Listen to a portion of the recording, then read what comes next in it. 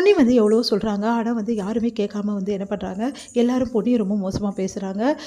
ஜெயா வந்து இவளுக்கு எவ்வளோ திமிரு இருக்கு இப்படி பேசுறதுக்குன்றாங்க. உடனே வந்து என்ன பண்ணுறாங்க, பவானியும் வந்து ரொம்ப மோசமாக பேசுகிறாங்க. என் புருஷனை பற்றி பேசுனியா, உன்னை சும்மாவே விட மாட்டேனே அடிக்க ஓடி வராங்க. உடனே தடுக்கிறாரு சக்தி. அவ்வளோதாங்க அவனுக்கு அப்படின்னு சொல்லிட்டு, இங்கே பாருங்கள் பொன்னி வந்து உண்மையை மட்டும்தான் பேசுவா, அவள் போய் பேசவே மாட்டா. ஏதோ இந்த விஷயத்தில் அவள் வந்து பேசியிருக்கா, அதனால் அது உண்மையாக பொய்யான்னு தெரியாமல் எல்லாரும் பொன்னி மேலே ஏதாவது சொன்னீங்க அப்புறம் நல்லா இருக்காதுன்னு சக்தி சொல்கிறாரு. என்னடா நீ ஓவராக பண்ணிட்டு இருக்க, அவளை மன்னிப்பு கேட்க சொல்ல அப்படின்றாங்க.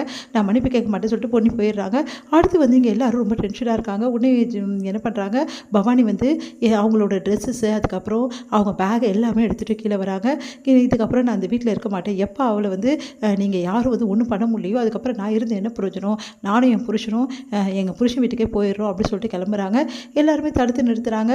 வேணாம்மா சொன்னால் கேளு, போக வேணாம் அப்படின்னு சொல்லிட்டு சொல்கிறாங்க. பவானி கேட்க மாட்டேங்கிறாங்க. நான் இந்த வீட்டில் இருக்கணும்னா அந்த பொன்னி வந்து என் காலில் விழுந்து மன்னிப்பு கேட்கணும்.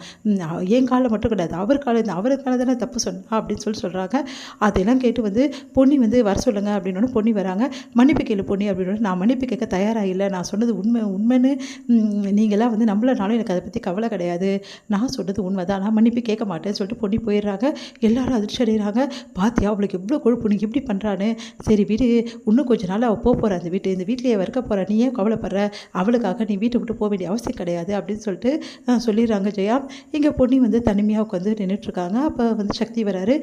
பொன்னி அப்படின்றாரு. திரும்பி பார்க்குறாங்க. இப்போ நீங்கள் என்ன சொல்ல வந்திருக்கீங்க, நான் செஞ்சு தப்பு மன்னிப்பு கேட்கணும்னு சொல்ல வந்திருக்கேன். இல்லை பொன்னி, நீ மன்னிப்பு கேட்காத நல்லதுன்னு சொல்ல வந்திருக்கேன் அப்படின்னு அதிர்ச்சி அடைகிறாங்க. நீங்கள் என்ன சொல்கிறீங்க.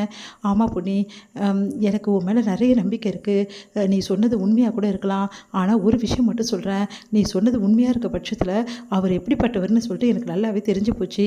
அதனால் இப்போ யாரும் வந்து உன்னை நம்பலாமல் இருக்கலாம், ஆனால் நான் நம்புகிற பொன்னி, நீ என்றைக்குமே உண்மையை மட்டும்தான் சொல்லுவேன், உன் வாயிலேருந்து உண்மை மட்டும்தான் வரும், அது எனக்கு நல்லாவே தெரியும். மற்றவங்க புரிஞ்சுக்கலன்னா என்ன பொன்னி, நான் புரிஞ்சுக்கிறேன்ல உன்னை அப்படின்னு சொன்னோன்னா அப்படியே பார்க்குறாங்க.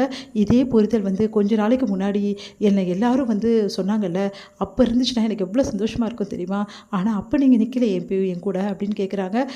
அது வந்து பொன்னி, அன்றைக்கி நான் ஒரே குழம்பி இருந்தேன் பொன்னி, எனக்கு வந்து ஒன்றுமே புரியல. அன்றைக்கி நான் தான் சொல்கிறேன்ல, நான் தப்பு பண்ணிட்டேன் பொன்னி அன்றைக்கி, ஆனால் இன்றைக்கி நான் தப்பு பண்ணல பொன்னி, இன்றைக்கி நான் நிஜமாகவே சொல்கிறேன், நீ சொன்னது எல்லாம் உண்மைன்னு எனக்கு தெரியுது பொன்னி.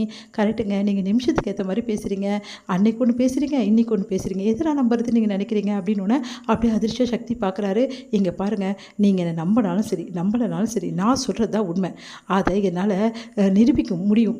ஆனால் எனக்கு ஒரே ஒரு வருத்தம் தாங்க, பவானி அக்கா பாவம் தான் நான் நினைக்கிறேன் தவிர அவங்க திட்டினது பேசுனது என்னை அடித்ததெல்லாம் நான் பெரிய விஷயமாகவே எடுத்துக்கல அப்படின்னு அப்படியே பார்க்குறாரு.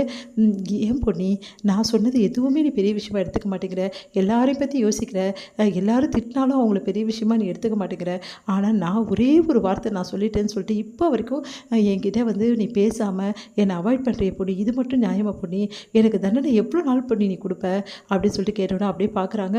இங்கே பாருங்கள், நீங்கள் பண்ணது தப்பு மட்டும் கிடையாதுங்க, நீங்கள் எனக்கு செஞ்சது பெரிய நம்பிக்கை துரோகம். என்ன பொண்ணி இப்படிலாம் பேசுகிறேன். ஆமாங்க, உங்கள் மேலே நான் இவ்வளோ நம்பிக்கை வச்சுருந்தேன் தெரியுமா, நீங்கள் மட்டும்தான் என்னை நம்பணும், வேறு எல்லாரும் நம்பலைன்னா கூட எனக்கு கவலை கிடையாது, ஆனால் நீங்கள் நம்பியிருக்கணும்ல, நீங்கள் நம்பலைல்ல. ஆனால் பொண்ணி நான் இப்போ நம்புகிற பொண்ணி, இப்போ இந்த விஷயத்தில் கூட நான் நம்புகிறேன்ல, இந்த விஷயத்தில் நம்பி என்னங்க பண்ண போகிறீங்க, நீங்கள் நம்ப வேண்டிய விஷயத்திலே நம்பலை, அதுக்கப்புறம் இப்போ நம்பலைன்னா என்ன அப்படின்னு அப்படியே அதிர்ச்சியாக பார்க்குறேன். இப்போ என்ன தான் சொல்கிற பொண்ணி அப்படின்னு இங்கே பாருங்கள், எதுவும் பேச வேணாம், தயவு செய்து இங்கேருந்து போயிடுங்க, இப்போ நான் இங்கேருந்து போனோம் அவ்வளோதானே பொண்ணி, நான் போயிடுறேன். ஆனால் ஒரு விஷயம் மட்டும் சொல்கிறேன், யார் என்ன சொன்னாலும் சரி, யார் உன் கூட துணை நிற்கலனாலும் பரவாயில்ல, ஆனால் கடைசி வரைக்கும் நீ என்னை வெறுத்தாலும் சரி, உனக்காக நான் காத்திருப்பேன், உனக்காக நான் துணையாக இருப்பேன், எப்போவுமே நீ எனக்கு தான் பொண்ணி, உனக்கு நான் தான், எக்காரணம் கூட இதை மாற போகிறதில்ல, மாறவும் முடியாது பொண்ணி, நீ என்னை விட்டு போகலான்னு சொல்லிட்டு நீ நினச்சிட்ருக்க, ஆனால் உன்னால் போக முடியாது, இதை நான் கன்ஃபார்மாக சொல்லுவேன் பொண்ணி, என்னை விட்டு தரவும் முடியாது, என்னை விட்டும் போக முடியாதுன்னு அதிர்ச்சி அடைகிறாங்க.